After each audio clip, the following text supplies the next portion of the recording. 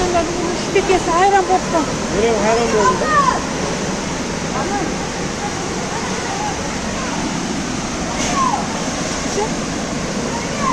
Niye? Arkasını kötü. Ya yıkak bakın. Neden?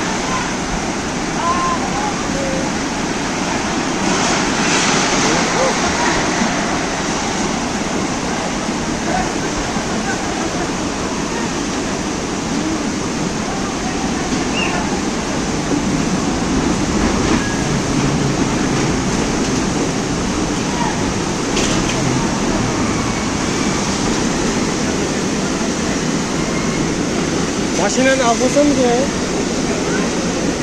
Maşinanın. Yok yok, önüme maskefen. Aku eh, naik, satu.